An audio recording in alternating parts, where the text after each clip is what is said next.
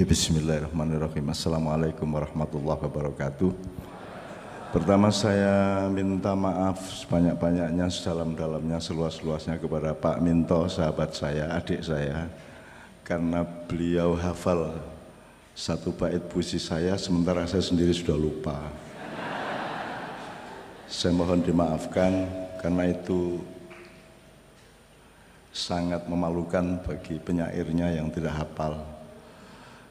Kedua, saya kasih pengantar gini aja Ibu Bapak sekalian. Saya terima kasih atas kesempatan untuk bersilaturahmi dan halal bihalal pada siang hari ini. Pertama, barangkali secara teknis sebagaimana Pak Rektor sudah memulai tadi, kita napak tilas secara akademis, intelektual mengenai Idul Fitri. Jadi kalau ucapan Idul Fitri yang orisinal dari Rasulullah itu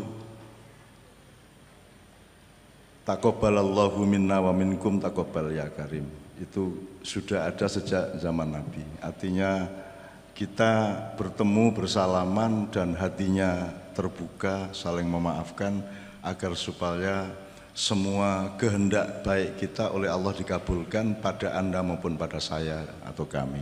Itu yang pertama. Nomor dua, nahnu na'udzu minal aidin wal faizin, itu kalimat ketika pada bulan Ramadan menjelang hari raya Rasulullah pulang dari sekitar 215 km dari kota Madinah setelah melakukan atau setelah mengalami perang Badar yang luar biasa dahsyat, di mana pasukan Islam hanya 313 orang prajurit yang juga bukan benar-benar prajurit tapi seanak-anaknya wong lanang. Oleh Allah diberi kemenangan melawan sekitar 1.100 pasukan sekutu dari Mekah dan lain-lain. Pasukan sekutu ini dalam arti yang sebenarnya. Nah, tahap kemenangan itu dicapai itu menurut saya merupakan contoh bahwa kita bisa menempuh hal yang sama. Jadi kalau melihat pasukannya, maintenance perangnya, ketangguhan sebagai prajurit, itu pasukan Islam pasti kalah. Itu pada bulan Ramadan, yaitu perang Badar. Tapi kalau melihat bahwa orang Islam itu hidup tidak sendirian, tidak dengan dirinya sendiri, tapi juga dengan Allah dan para malaikatnya, maka ada kans untuk tidak kalah. Maka Rasulullah mengucapkan satu kalimat kepada Allah dan satu kalimat kepada prajuritnya. Kepada Allah, Rasulullah mengatakan innama tunsuruna wa turhamuna wa turzakuna bidu'afaikum. Kepada pasukannya dia mengucapkan itu. Dia bilang sama pasukannya yang janjane wis ora pantes lah jadi prajurit ki, wis jalan kaki tanpa alas 313 km, 250-an kilometer dari Madinah ke daerah Badar itu dalam keadaan loyo, tidak cengkap senjatanya. Rasulullah memberi optimisme bahwa kalian insya Allah kita semua akan ditolong oleh Allah, diberi kemenangan oleh Allah dan akan diberi rizki oleh Allah. Innama tunsuruna wa turhamuna wa turzakuna bidu'afaikum. Kalian akan diberi kemenangan, rizki dan pertolongan dengan syarat niat kalian adalah bidu'afaikum, yaitu hatinya membela orang-orang yang lemah. Jadi ternyata ada rumus di hadapan Allah bahwa kalau niat kita itu adalah membela orang-orang yang du'afa, membela orang-orang yang lemah, membela orang-orang yang tertindas, membela orang-orang yang teraniaya dan tidak bisa berbuat apa-apa, maka Allah akan nyulap keadaan dari rasionalitas perang menjadi keajaiban kemenangan. Gitu.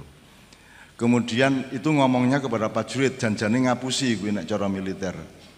Modar arep menang musuh Abu Jahal dengan sekutunya yang lengkap segala sesuatunya. Tapi Rasulullah nekat ngomong seperti itu untuk memfeta kompli Allah. Nek panjenengan Gusti Allah sayang karo aku ya aja ojo ora dikabulke, kira-kira ngono kuwi. Dadi jenengan juga gitu. Kalau sudah janji sama istri atau suami melakukan kebaikan, mau beli mobil baru, motor baru, atau mau apa segala macam, janjikan saja kepada istri, terus nanti bilang sama Allah. Kula pun kadung janji, nek mboten ken malah bubrah rumah tangga kula. Nek ajeng nek jenengan niku sae kalih kula, Rahman Rahim kalih kula nggih nyuwun sewu pun kabulaken. Nek mboten berarti sing ngrusak rumah tangga kula niki jenengan. Tuh kira-kira moralnya, logikanya seperti itu. Jadi Rasulullah memfeta kompli innamatun soruna wa turhamuna wa turzakuna bidu'afaikum. Kalian akan diberi kemenangan, pertolongan dan rizki juga. Ya. Asalkan kalian berniat untuk membela orang-orang yang lemah yang tinggal di kampung kita, yang kita tinggalkan untuk perang.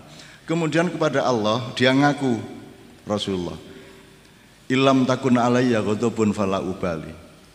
Gusti niki nek soal perang mesti kalah. Prajurit mboten alah ra iso dialap lah. Senjatane nggih mboten lengkap. Sing kula andalkan nek kula milih medan perangnya. Jadi Rasulullah milih di lembah Badar, sehingga dia secara militer dia bisa hitung bahwa sedikitnya pasukan itu akan tidak terlalu celaka karena wilayah yang dipilih itu adalah ada bukit-bukit, ada lembah, dan saya pernah ke lembah Badar itu. Nah, kemudian kepada Allah Rasulullah mengatakan, Ilam takun alayya ghadabun fala ubali. Ya Allah, sing penting jenengan ampun duka ten kula, jenengan ampun nesu ten kula. Nek jenengan ora nesu ten kula, wis modaro arep kalah monggo, arep modar monggo ora masalah.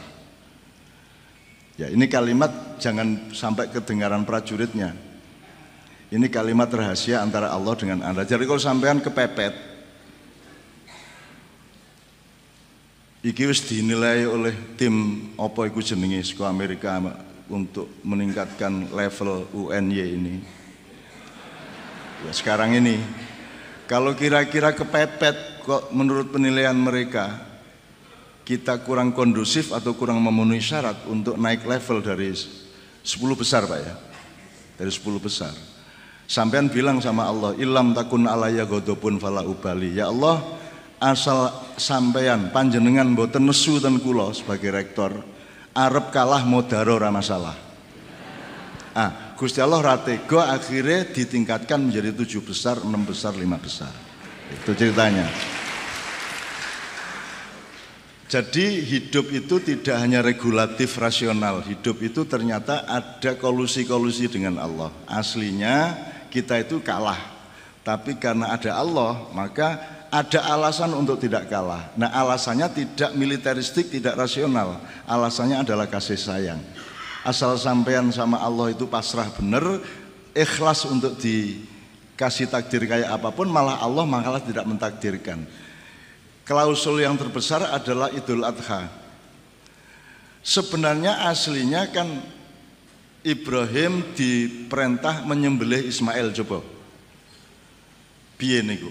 Ana Gusti Allah kok ngongkon hambane mbeleh anake, coba niku lak kurang ajar lho niku. Asline nggih. Nggih mboten Bu? Bagaimana coba? Kita Tuhan misalnya, terus kita bikin manusia, terus kita suruh si manusia menyembelih anaknya. Itu kan kalau dilihat secara pendidikan moral Pancasila kan itu kejam. Saiki apa jenenge PMP? Sekitar PMP yang mbok jenenge ganti-ganti ra masalah. Indonesia ini kahanane ora ganti, sing ganti jenenge kan gitu. Sekarang PSK, dulu WTS, sebelumnya Londe, sebelumnya Begenggek, sebelumnya ngono lah. Janjane padha wae. Jane ya ming maling disebut koruptor ben rada terhormat sithik, janjane ya ming asu maling kan gitu kan. Itu ya nyun sewu nih. Oke, saya teruskan supaya saya tidak berkepanjangan. Saya teruskan, ternyata ada klausul untuk mendapatkan ridho Allah dan kemenangan dari Allah di dunia maupun di akhirat, yang jalannya bukan transaksinya, bukan transaksi rasional, bukan transaksi militer, bukan transaksi teknis, birokratis atau apapun, tapi transaksi cinta. Rasulullah mengatakan ilam takun alayya ghadabun fala ubali. Pokoknya angger jenengan mboten nesu ten kula mati mboten napa-napa. Ikhlas kula kalah Islam modar sak donya ora ana Islam kula mboten masalah. Sing penting jenengan ampun nesu ten kula. Itu kan satu dialog yang sangat private, yang sangat individual, sangat personal antara Rasulullah dengan Allah. Itu asal usulnya seperti itu. Oke, saya teruskan. Karena menang di Perang Badar itulah kemudian pulang menjelang hari raya Rasulullah mengatakan nahnu na'udu minal aidin wal faizin. Nah, terus kita pakai sekarang. Nahnu na'udu, kami kembali sebagai orang kita sekarang menjadi orang yang kembali dan beruntung. Itu maksudnya Perang Badar. Nah, sekarang kita harus temukan perang Badar kita. Perang Badar kita itu tidak harus PDIP lawan Gerindra. Perang Badar itu tidak ada urusan nama Jokowi dan Prabowo. Itu masalah terlalu kecil dan terlalu remeh dan pura-pura semuanya itu. Yang disebut Perang Badar adalah Rasulullah mengatakan kita barusan pulang dari perang kecil dan sekarang kita memasuki perangan yang sangat besar. Jihad al-akbar, yaitu perang melawan nafsu kita masing-masing. Perang melawan ketidakterbatasan kehendak kita masing-masing. Nah, jadi ini sebenarnya merupakan ajaran utama dari puasa. Jadi nanti pada poin berikutnya saya ingin mengatakan sampai dikasih puasa Ramadan, dikasih Idul Fitri, itu sebenarnya hanya supaya Anda tidak celaka. Janjane iki nek arep lulus ora ana sing lulus kejaba nabi sing pancen takdir kita. Nek jenengan ra lulus, aku ra lulus modar apa? Ra lulus. Ora lulus, apa wae ra lulus. Cuman Allah itu tahu bahwa kita tidak lulus karena Dia menciptakan kita itu memang lemah. Jadi akhirnya kita itu diluluskan dengan mudah, dikasih kolusi, dikasih sing janjane poso kuwi Ramadan kuwi lak sepanjang tahun dong. Karena hakikat puasa adalah Anda ngerti batas.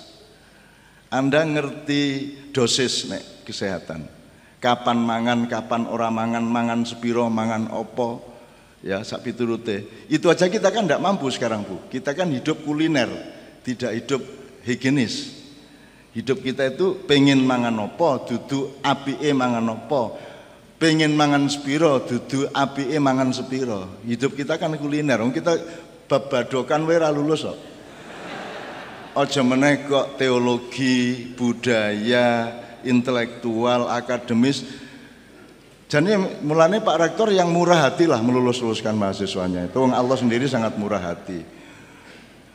Gusti Allah ki janjane ki memurahi kita. Nek diurus-urus tenan ra iso. Idul Fitri halal bihalal ra iso. Halal piye? Wong ming ketemu sak ketemune wong to. Ya ming ketemu paling ming wong 0,0 berapa persen tuh satu kali hari raya. Saiki kowe dadi rektor menyatakan suatu kalimat yang ternyata tidak kondusif dengan situasi hati dan posisi pikiran maupun posisi dalam konstelasinya si mahasiswa, sehingga kalimatnya Pak Rektor itu kemudian menjadi mudorot. Kuwi sing salah sapa? Nek Pak Rektor ora njaluk ngapura kira-kira dosa apa ora? Kan begitu, pamane Pak ya. Sekarang presiden saiki kalau gini, Sayyidina Umar itu bin Khattab itu mendus kendase ning tembok mergo krungu ana unta kepreset ning dalan. Dia bertanggung jawab terhadap semua jalanan yang ada di Madinah pada waktu itu. Kok ana unta kepreset, berarti sing salah kan khalifahe. Akhirnya dia bentur kendase ning tembok karena merasa bersalah kepada unta. Jadi nek hari raya Sayyidina Umar itu lho njaluk ngapura tenanan karo rakyate. Lah di Indonesia malah open house. Malah rakyate dinteni kon njaluk ngapura. Lah rakyat salah apa? Rakyat iki wis angel. Dan sampai hari ini tidak ada permintaan maaf resmi presiden kepada rakyat. Tidak ada permintaan maaf resmi dari menteri kepada rakyat. Ora ono. Jadi orang yang ora lulus, aslinya mlebu neraka. Tapi Allah sangat murah.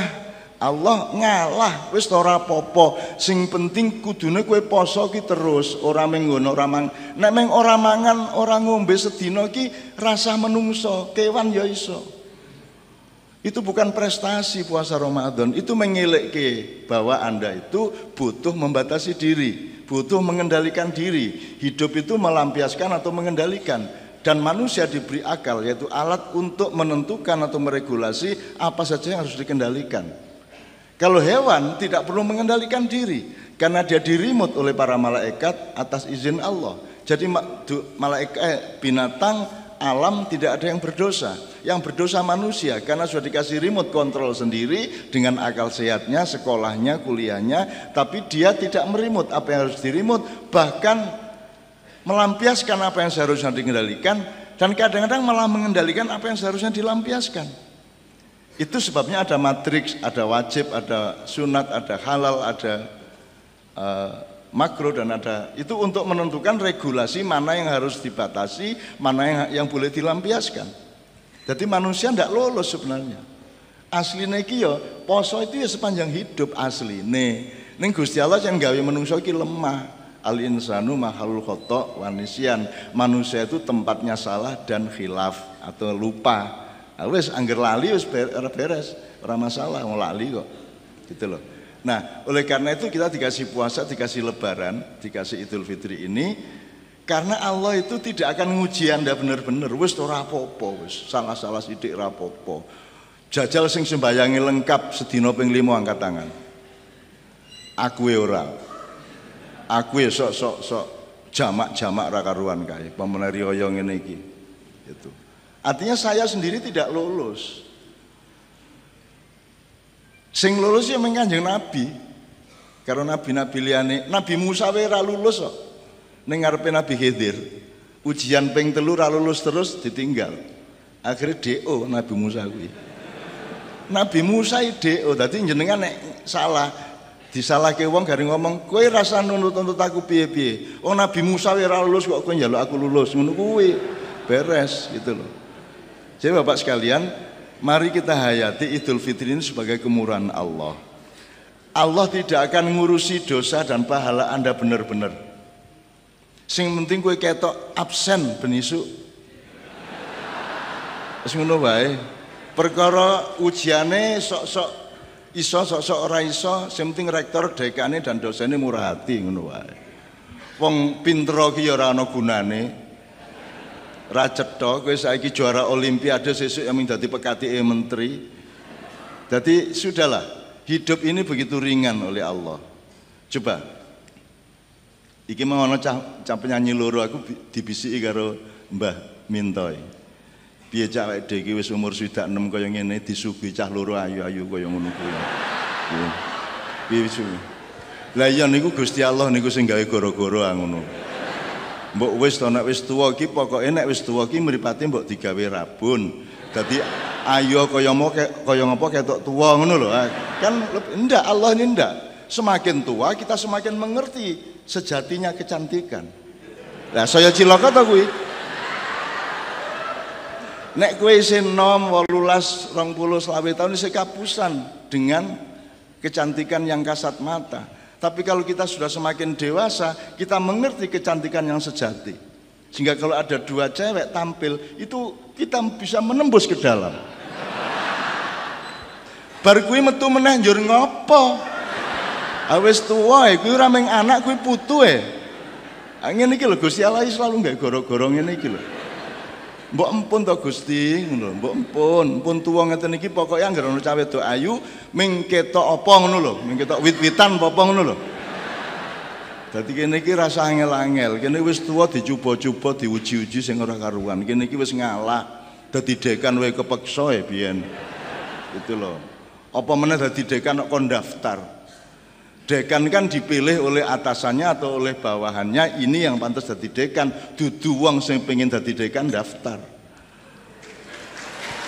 Kudune nang ora apa-apa. Presiden yang ngono, bukan yang nyalon. Presiden yang sejati, pemimpin yang sejati tidak akan mencalonkan diri. Itu bukan hanya moral, itu akhlak, itu hukum. Rasulullah mengatakan Wahai Abdurrahman, kamu jangan meminta kekuasaan kepada rakyat. Sebab kalau kamu yang minta kekuasaan, Allah tidak turut campur. Nah sekarang kan kalau nyapres kan harus nyapres, harus daftar, harus ini. Itu kan Allah, oh ya wes, ndak ikut-ikut. Jadi pilpres ini Allah ndak ikut-ikut. Ndak ikut-ikut. Ya sak karepmu kono, arep sapa? Monggo. Gek bedane ya apa kan gitu kan. Dan seterusnya. Oke. Bapak sekalian, supaya saya tidak berkepanjangan, supaya nanti bisa ada tanya jawab, saya ingin teknis saja. Jadi kita itu tidak mampu Idul Fitri aslinya, tidak mampu lah. Idul Fitri itu kan kembali seperti bayi, kembali fitrah, ke fitrah. Idul Fitri, maka disebut hari raya Idul Fitri. Itu sudah pencapaian. Kalau Idul Adha perjuangan. Adha adalah kesanggupan kita untuk memindah milik kita menjadi bukan milik kita. Itu pengorbanan yang luar biasa. Jadi Idul Adha itu peristiwa yang lebih besar daripada Idul Fitri. Kalau Idul Fitri sudah tercapai semuanya. Tapi kan ya tidak mungkin kita Idul Fitri, paling sekeluarga. Apalagi sekarang kalau kita ngomong globalisasi, kita sudah tidak bisa kok mengidentifikasi ini dosa apa tidak. Ya angel, salah pora, salahku sepiro, gitu ya. Kalau globalisasi itu gini mas, sampean beli Aqua. Aqua itu perusahaan siapa? Dulu bagaimana caranya dia dapat izin untuk mengeruk air, menguras air dan mendapatkan legalitas untuk berjualan Aqua misalnya. Itu perusahaan dari bukan Indonesia misalnya. Jadi nek kue tuku Aqua, kue melu dosa apa ora? Ora iso, kue iki saiki ora iso kapan dosa kapan ora wis ora iso. Dan Allah murah hati wis ora apa-apa, wis ora ngerti ra apa-apa jan kowe ya bodoh gitu kan. Jan kowe tak ciptakan bodoh, wa ma utitumul ilma illa qalila. Aku ngkai ilmu kowe iki mung sak cipratan, sithik banget. Sing penting kowe iki tawaduk karo aku, iso ngapura dulur-dulurmu, terus karo aku aja ngeyel-ngeyel banget. Ya bokang-bokang sembayang ora apa-apa aja terlalu sering gitu loh. Aslinya kita itu sangat dimurahi Allah gitu loh. Maka kita dikasih Idul Fitri, kuwi janjane memang basa-basi. Idul Fitri tenan ya ora iso. Ora iso. Bagaimana mungkin? Ini global kok. Interrelasi antar segala hal itu sudah tidak bisa kita deteksi lagi. Anda beli jilbab di sebuah toko, Anda tidak tahu asal-usulnya modal toko itu bagaimana dulu. Nek upamane subhat, jenengan melu ora? Jadi kan kita itu sudah tidak bisa merumuskan mana dosa mana pahala. Maka cara Allah untuk membereskan semua itu adalah kasih sayang. Wis tak ngapura kabeh ngono wae.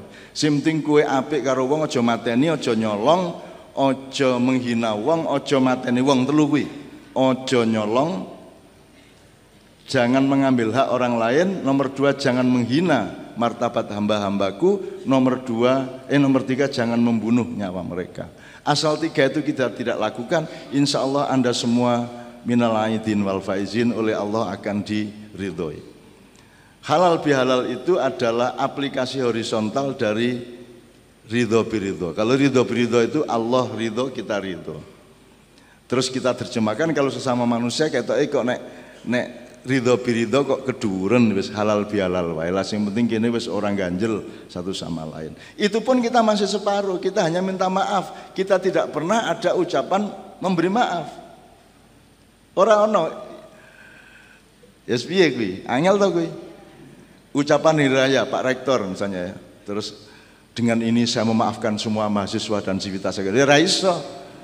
Itu akan melanggar budaya juga dan psikologi. Jadi kita itu juga memang tidak pernah lengkap. Maka yang nomor 1 adalah alhamdulillah kita tetap menjalankan ibadah Ramadan sak iso-isone. Janjane iku lak ming posone kewan to kuwi. Ming ora mangan ora ngombe iki angele apa? Abote apa? Ming orang mangan orang ngombe saka subuh nang maghrib iki gek abote iki apa? Itu belum pekerjaan manusia aslinya, tapi oleh Allah tidak apa-apa digituin supaya ada alasan Allah untuk memaafkan kita. Terus kita beramai-ramai Idul Fitri. Janjane ya ora Idul Fitri tenanan apa edan apa ora. Ora wong atine sing ganjel terus kok. Apa meneh pilpres urung bar iki, wah wis ora wis. Itu dan seterusnya. Aku ora melu apa-apa wae dibuli entek ning internet kok. Ora melu apa-apa. Blas ora melu apa-apa, ming disangka. Disangka begini, diasumsikan begitu. Lho, tujuannya Gusti Allah kuat, ampuh, dadi ora wani menyangka Allah. Saiki misalnya Allah mengatakan, fi qulubihim maradun fazatahumullahu maradha. Di dalam hati mereka terdapat penyakit dan aku tambahi penyakitnya. Itu kan ujaran kebencian. Oleh BTN bisa dianggap mengejek BTN atau dipakai untuk menyerang BPN. Oleh BPN juga bisa dianggap mengejek BPN dan dipakai untuk menyerang BTN. Karena kita hidup tanpa pijakan yang jelas. Kita kehilangan nasionalisme, kita kehilangan keindonesiaan, kita tidak berdiri di cakrawala. Kita masing-masing kos di kutub selatan atau kutub utara. Sehingga semua yang di tengah akan kita tuduh lawan kita. Kan begitu. Ini adalah kehidupan yang sangat tidak sehat di Indonesia. Tapi ora apa-apa, Gusti Allah sugih, gede. Sing penting di ngapura selesai masalah. Sok-sok ning neraka ora sida iki swarga wae. Terus lah kowe biyen piye pas pilpres jan anu nggih kula niki ngawur nggih. Wis ora apa-apa, menungsa jan rada ngawur, ora apa mlebu swarga itu. Saya doakan Anda semua masuk surga. Soalnya ya ora kuat mlebu neraka kowe. Ora kuat. Wis mesti pokoke aku husnudzon mlebu swarga kabeh. Ning aja kerengan di sana sebab nanti Anda kan sekarang punya pendapat. Anda sekarang ini punya pendapat. Anda yang pro Jokowi menganggap Prabowo masuk neraka. Dan Anda yang pro Prabowo menganggap Jokowi masuk neraka. Nek sok-sok kowe ketemu wong loro kuwi piye kowe? Lah ya piye mulane? Jadi kita itu ya jane nek dianjurkan ya carilah pijakan yang paling universal. Makanya kita ini orang universitas. Bukan orang fakultatif. Sekarang ada fakultas Prabowo, ada fakultas Jokowi. Salah kuwi. Kudune Universitas Indonesia. Monggo arep Jokowi arep Prabowo ning syarate ini kan begitu. Kok saiki kok fakultatif berpikire. Ning ora apa-apa wong anane ning Indonesia iki hanyalah kumpulan fakultas-fakultas. Tidak ada universitas. Karena tidak ada sarjana UNY, yang ada sarjana fakultas X di UNY, betul enggak, Pak? Apa ada sarjana UNY? Yang ilmunya komprehensif seluruh universitas, kan enggak ada. Yang ada sarjana fakultas. Bahkan program studi lebih jurusan lagi, lebih segmented, lebih parsial lagi. Ning ya ora apa-apa menungsa isone mung semono kuwi. Ora apa-apa, Allah Maha memaklumi. Oleh karena itu kita dikasih halal bihalal. Oke, teknisnya gini, halal bihalal itu lahirnya dari Jombang. Itu Bung Karno silaturahmi dengan jadi temennya anaknya bapaknya Gus Dur itu Mbah Hasim punya temen di Denanyar itu Yai Wahab Hasbullah. Jadi Yai Wahab Hasbullah sama Yai Wahid Hasim itu yang ngobrol-ngobrol sama Bung Karno terus muncul kata halal bihalal. Itu lahirnya di Indonesia di Jombang. Itu kalau minal aidin wal faizin dari perang Badar. Kalau taqabbalallahu minna minkum juga dari Rasulullah. Terus apa meneh? Yang hari raya ini. Lebaran, itu ada lebaran, lubran, laburan, apa Pak Rektor? Ada 4. Mulane kupat kuwi laku papat. Kuwi ora apa-apa iki jeneng nek jadi agama kuwi winine gitu ya. Budaya itu tandurane. Nah, wene ditandur di suatu tanah berbeda hasilnya dengan di tanah yang lain. Tingkat kesuburannya dan lain sebagainya, usianya dan seterusnya. Kan gitu. Jadi Lebaran itu berarti kita sudah menyelesaikan tugas berat yang namanya puasa. Yang budget makanannya lebih tinggi daripada di luar bulan puasa. Soalnya luwih akeh mangan pas poso to mbangane ora poso. Kuwi ya Gusti Allah guyu kemekelen tenan kuwi. Lah kita kon poso malah entek duit semono kae kuwi wah jan kuwi ana sing sanmor. Ana sing wah ning dalan-dalan dodol kok budgete luwih dhuwur iki poso 3 kali lipat. Kalau diteliti kuwi Gusti Allah nganti aku nggawe menungso boleh dan kabeh kan itu kan. Ayo poso kok malah budgetnya meningkat. Iki lebaran. Lubran itu artinya kita bermurah hati.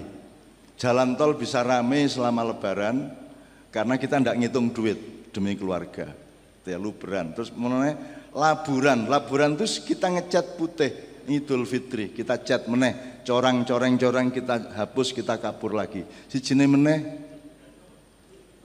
lebaran, luberan, laburan. Siji meneh apa rek? Luberan, labur, lebar siji meneh. Lebur. Halal bihalal itu juga ide yang bagus. Itu namanya bid'ah, Bapak sekalian. Apa bid'ah? Bid'ah itu adalah hasil dari ibda. Ibda itu sesuatu yang baru yang kita bikin. Jadi misalnya kowe duwe telo, ana sing gawe kripik, ana sing gawe gethuk. Nah, gethuk itu posisinya adalah bid'ah.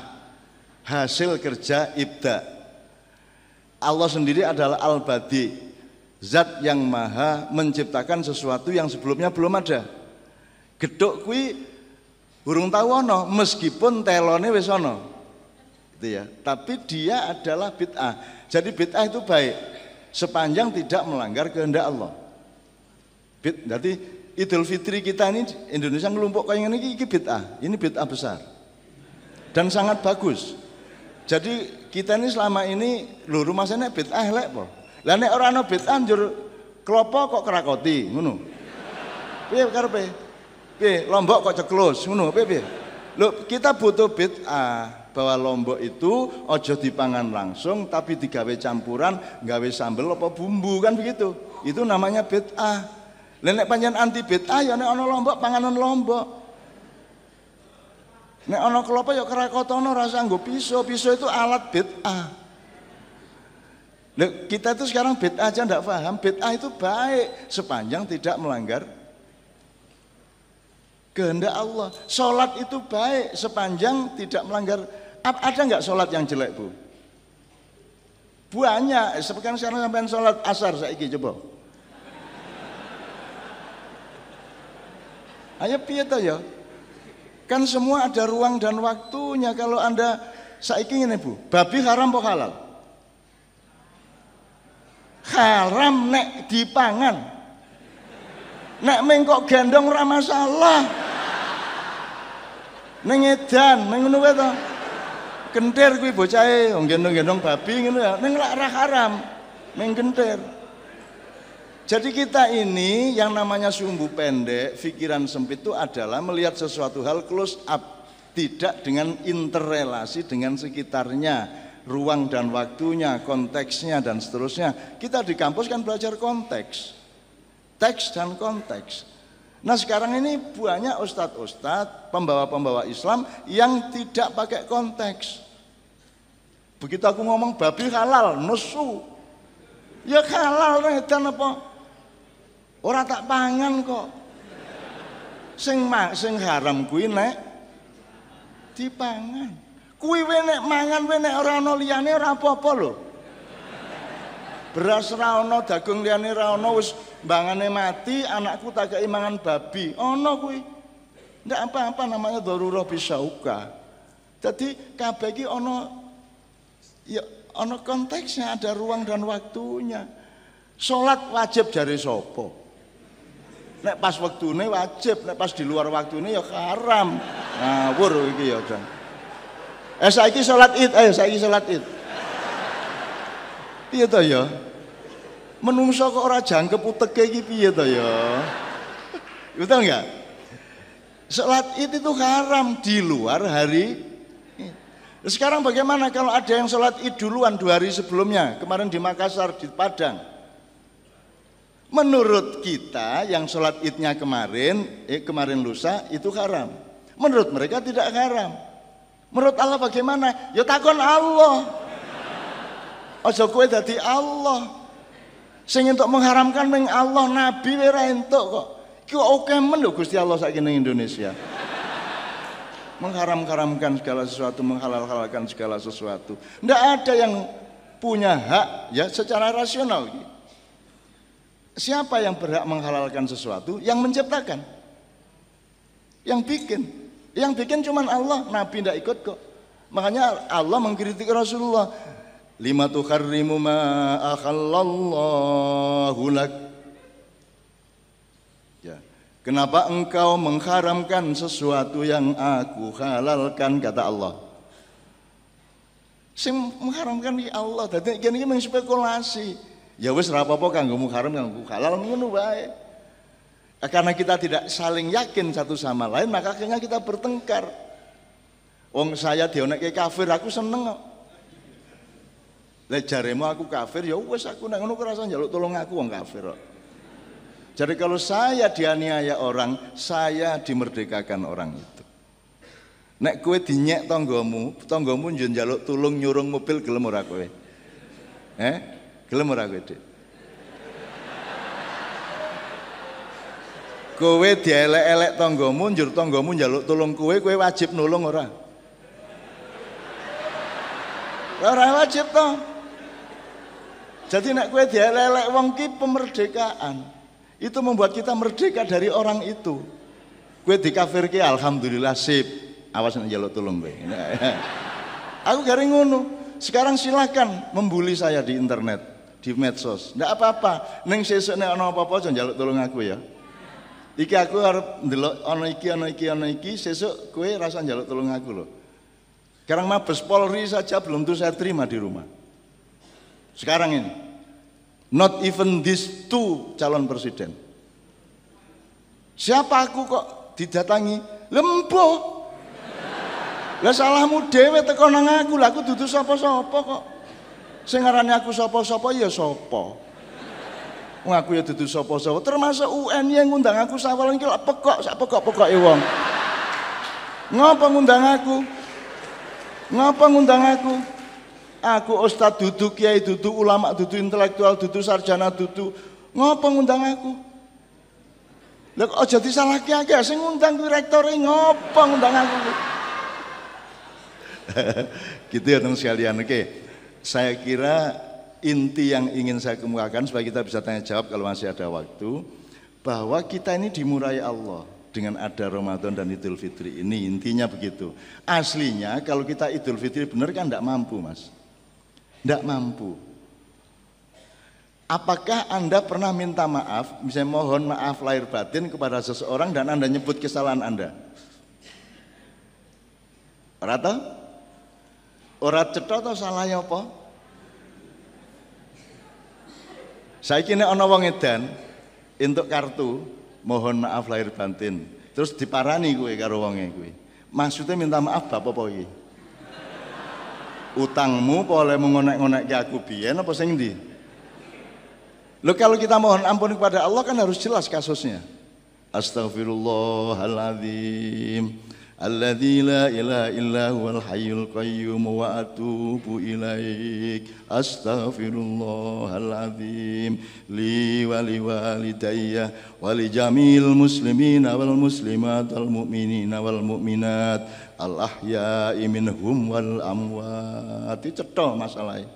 Tapi kalau kita bikin kartu mohon maaf lahir batin, nggo napa iki? Ora cetha ta iki?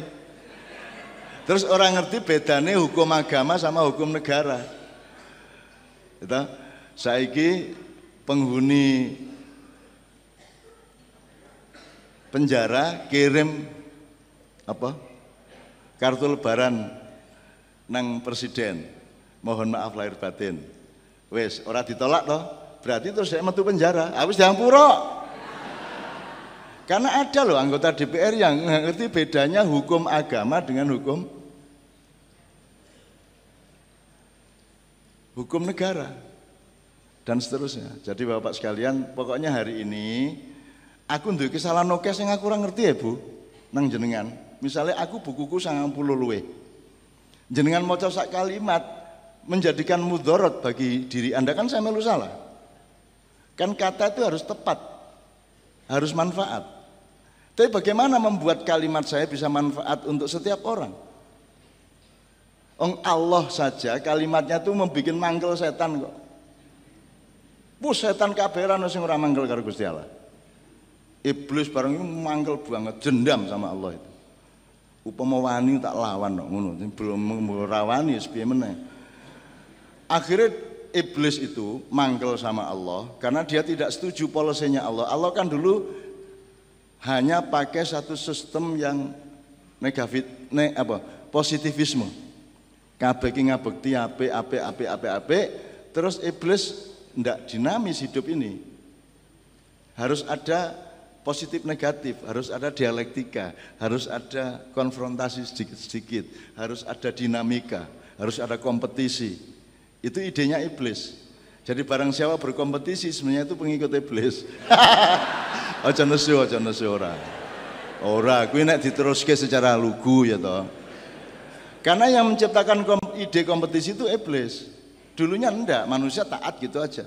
Makanya ada malaikat, ya, ada jin, ada manusia dan ada alam. Malaikat dari cahaya, jin dari api, ya, manusia dari tanah.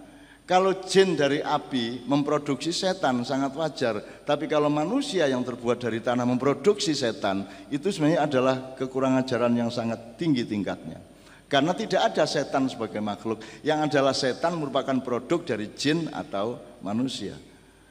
Jadi setan itu enggak ada. Nek sing sampean delok ning kuburan itu setan kayak meng bias-bias dari metafisika dan fisika yang bercampur di antara pandangan kita. Hantu barangi kuwi meng energi liar yang munculnya itu berdasarkan konsep Anda sendiri dalam pikiran dan memori Anda. Mulanya aku karo hantu-hantu akrab karena mereka tidak ada yang bisa muncul di depan saya. Wis seremong kaya ngopo daerah mungkin muncul di depan saya karena enggak ada konsepnya di otak saya. Enggak ada konsepnya, maka tidak mungkin muncul di depan saya. Makanya kalau saya disuruh usir hantu ki aku gampang. Alah wong ora ono ae. Meng tak sentak-sentak kayak bensin duwe. Saya kan pernah ngusir hantu di kedutaan Indonesia di Roma, di Australia dan di London. Aku dipaksa pokoknya kon ngusir hantu karena serem. Nah aku ya ora mudeng hantu, wong hantu karo aku mesti ra gelem ngetok. Dadi pokoknya tak parani, tak sentak-sentak asu bajingan kuwi rasa ngaco wong Jawa. Kowe iki sapa? Kowe meh hantu Eropa arep musuh hantu Jawa. Jawa Timur iki. Jombang sisan iki mbae Indonesia biyen. Rasa macam-macam su ngono aku to. Wah, aku tak parani maksud tak kei pura-pura supaya yang duta besarnya seneng, tak kei raja-raja kayak sungu tak tulisi cet-cet tak tulis gitu. Loh, itu serius, itu di tiga negara, di Italia, di London sama di Australia. Di Australia itu Pak, duta besar Indonesia sudah kadung nyewa omah tingkat 3. Lagi seminggu ning kono wis ora tahan. Terus langsung dia cari tempat yang baru yang banyak orangnya. Dia sendirian di situ, anak istrinya belum dibawa ke Canberra. Dia tinggal sendirian. Dadi nek bengi bojone teko modar kuwi. Dadi jake setengah-setengah turu kok bojone, "Pak, arep kopi napa teh?" Kletek. Bingung, lho aku iki ning ndi ya? Bojoku ning ndi lho? Kok ning kene? Nah, jadi pokoknya seminggu dia disiksa oleh kehadiran istrinya yang pasti bukan istrinya. Pokoknya sopo-sopo ning kono kuwi. Akhirnya aku karo Kiai Kanjeng nang Canberra dilebokke omah kuwi. Kurang ajar. Jadi kita ndak tahu bahwa kita tuh dipakake hantu-hantu di situ. Nah, saya tinggal di kamarnya Pak Dubes itu di tingkat 3, terus di bawahnya Kiai Kanjeng, di bawahnya lagi Kiai Kanjeng semuanya. Akhirnya setelah selesai kami dari situ bersih itu dari hantu. Loh, kok ampuh ya Kiai Kanjeng? Ora kuwi hantune iki ngeri karo Kiai Kanjeng. Ha iki menungso kok ngeluwi hantu iki piye iki? Itu wong ora cedhak kok Kiai Kanjeng gitu loh. Saya juga begitu loh. Saya ana apa wae tak pentak. Saiki ning ndi tak pendeleng ngene iki. Tak paranane. Wong aku ya ora ketoke kok. Aku mengawur, tur kudu cara Jawa. Kowe diancuk bajingan macam-macam ae. Ngono aku. Lho aja nesu aku nang hantu kok. Nek Pak Rektor ra entuk, nek nang hantu ya mosok nang hantu nyun sewu Mas. Ya kok apa piye? Ya tak pisui gitu loh. Dan ternyata Mas, hantu itu ada penjelasannya tapi tidak ada fakultas hantu sehingga tidak bisa mempelajari. Kalau mau bikin fakultas itu nanti saya support silabusnya. Hantu kebatinan, urusan makrifat, urusan gitu-gitu nanti saya tambahin bahan-bahan lah. Terutama landasan-landasan keilmuannya secara mendasar, mana yang bisa dielaborasi secara akademis, mana yang tidak. Karena di Amerika, di Eropa orang mulai mempelajari itu. Dan kita jangan terlambat, wong kita ini maha hantu. Kita ini dahsyatnya luar biasa soal itu gitu ya. Oke. Saya kira Pak Minto saya akan akhiri, tapi intinya adalah mari kita bersyukur bahwa kita ketemu seperti ini dengan keistimewaan satu. Ini karena Allah murah hati, karena tahu kita tidak akan lulus. Jiji, nggak akan lulus. Apa nih lulus piye? Kita ke pasar sekali, kita tidak tahu melakukan kesalahan apa. Ya. Struktur sosial juga tidak memungkinkan kita untuk bisa minta maaf satu sama lain. Apalagi sekarang adalah era globalisasi, berarti ada interrelasi konteks dan pelaku-pelakunya yang tidak tercover lagi secara ilmu. Satu. Jadi ini adalah kemurahan Allah. Sing penting awake dhewe nglakoni poso, bokang-bokang sidik biasa, ya toh. Terus riyoyone tenanan, sejauh yang kita jangkau aja. Isone sedulur-sedulur ya iso karo konco-konco sak kantor wis cukup ora apa-apa bismillah. Mudah-mudahan itu sudah merupakan tanda bahwa kita serius kepada tawaran Allah dan Allah akan menghapus semua dosa-dosa kita. Karena kita sudah mau melakukan basa-basi. Ibaratnya mlebu kantor sing penting tanda tangan bar kuwi lungguh ora apa-apa wis sing penting lungguh wae. Sing penting ketok ning kantor engko kepala kantor liwat seneng atine wis kuwi tok cukup. Itu satu. Nomor dua, untuk masalah-masalah Indonesia saya kira Anda harus punya pemetaan dan aplikasi tenaga yang setepat-tepatnya. Artinya Anda harus menentukan yang primer mana, yang ambil tenaga banyak itu yang mana, yang cukup Anda batin sedikit-sedikit di sudut hati yang mana. Anda harus punya skala prioritas. Nah, skala prioritas ini berdasarkan apa? Monggo. Kalau saya itu urusan saya adalah saya dan keluarga saya. Kalau keluar dari rumah saya bersedekah. Kalau saya bisa bersedekah saya lakukan, saya tidak bisa saya minta maaf. Jadi urusan negara bagi saya urusan sedekah. Karena tidak ada takdir Allah yang menyangkut Indonesia. Yang ada adalah menyangkut pulau dan air serta kekayaan di tanah air kita ini. Tapi bahwa ada Indonesia itu hasil bid'ah. Bisa baik, bisa buruk, dan seterusnya. Jadi itu tidak nomor satu bagi saya. Yang nomor satu adalah aku harus cinta kepada semua hamba-hamba Allah. Dan aku akan bertoleransi dengan siapapun saja yang berkaitan dengan saya. Dan saya tidak akan mengklaim apapun, meskipun saya diklaim-klaim orang. Yang penting saya sama hamba-hamba Allah. Saya akan bersikap sesantun mungkin, sebaik mungkin, sefitri mungkin. Karena Allah yang akan marah kalau saya tidak melakukan hal yang seperti itu.